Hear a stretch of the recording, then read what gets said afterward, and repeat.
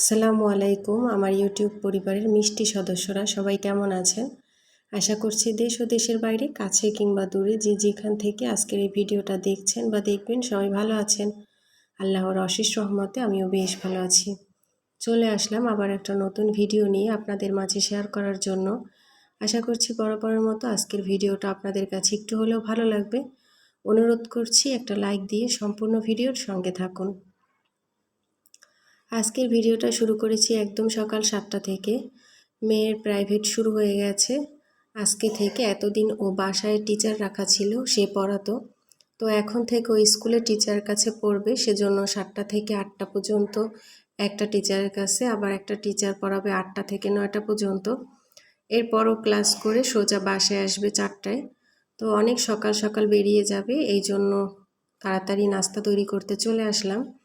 বাইরে প্রচুর মেঘ করেছে, বৃষ্টি হবে এমন একটা অবস্থা। তো মেয়ের টিফিনের জন্য আলু ভাজি আর রুটি করেছি, সেটাও খেয়েও যাবে আর টিফিনেও দিয়ে দিব। রুটি আমি রাতেই করে রেখেছিলাম, সাথে আলু ভাজাটাও রাতে করে রেখেছিলাম, যাতে করে সকালে উঠে শুধু ওকে গরম করে দিয়ে দিতে পারি। তো ভাবলাম যে ওকে 2টা রুটি দিব। অনেক বলার পর বলল যে না, আমি 2টা নেব না, একটা রুটি নেব। তো এই তো একটা রুটি আর একটু ভাজি এটা দিয়ে দিব, আর ও খেয়ে যাবে। এখন আমরাও খাবো। তবে আমার 2 ছেলে এখনও ঘুম থেকে ওঠেনি, ওকেই স্কুলে পাঠিয়ে দিয়ে তারপর বড় ছেলেকে তুলবো, ওকেও স্কুলে পাঠাবো।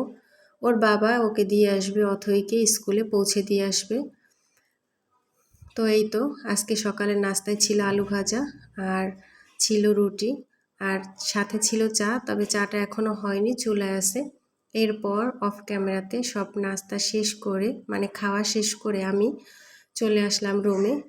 এখন বড় ছেলেকে ঘুম থেকে তুলবো। তো বাইরে দেখলাম যে একটু পরিষ্কার হয়েছে, আর বাইরের দিকটা তাকিয়ে দেখতে খুব ভালো লাগছে। তো আপনাদের সাথে একটু শেয়ার করার জন্য ভিডিও করে রাখলাম। অফ ক্যামেরায় ছেলেকে ঘুম থেকে তুলে ওকেও খাইয়ে রেডি করে দিয়েছি। এখন বাজে 9:30।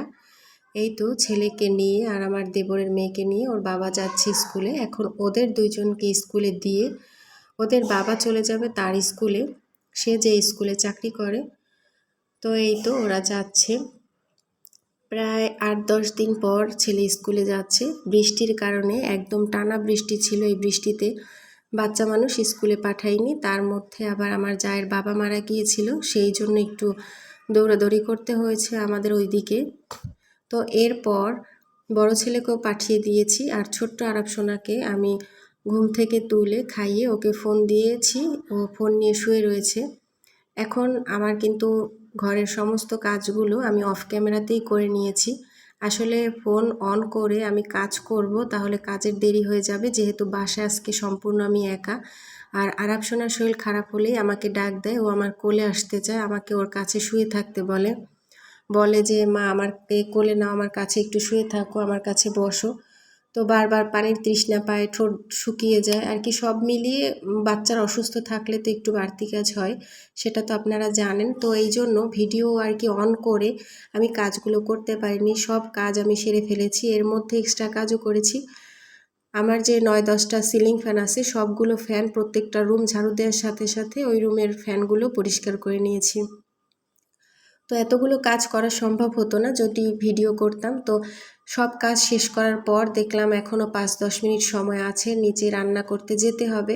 তো এই ফাঁকে আমি একটুখানি 2-3 মিনিট ভিডিও করে রাখলাম, প্রত্যেকটা রুম গোছানো, সেগুলোই কাজগুলো আর কি আপনাদের সাথে আজকে শেয়ার করতে পারিনি। এই তো রান্নাঘর, সবগুলো রুম পরিষ্কার করার পর রান্নাঘর পরিষ্কার করেছি, খাওয়ার ঘর পরিষ্কার করেছি। আর এই তো আমার সবচেয়ে প্রিয় জায়গা, যেখানে বসে আমি আমার সৃষ্টিকর্তার সাথে মনের কথা, মনের ভাব প্রকাশ করতে পারি, সুখ দুঃখের আলাপ আলোচনা করতে পারি।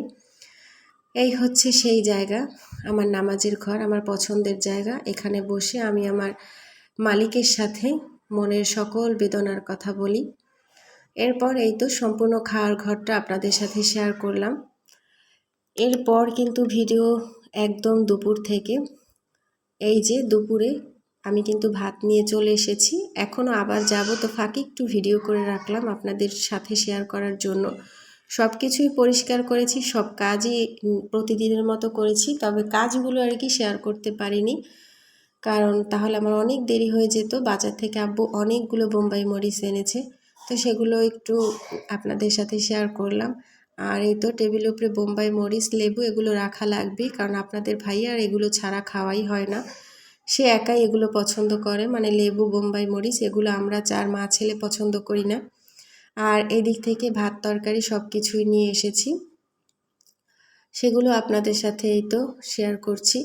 একদম সাজিয়ে গুছিয়ে ঢেকে রেখেছি।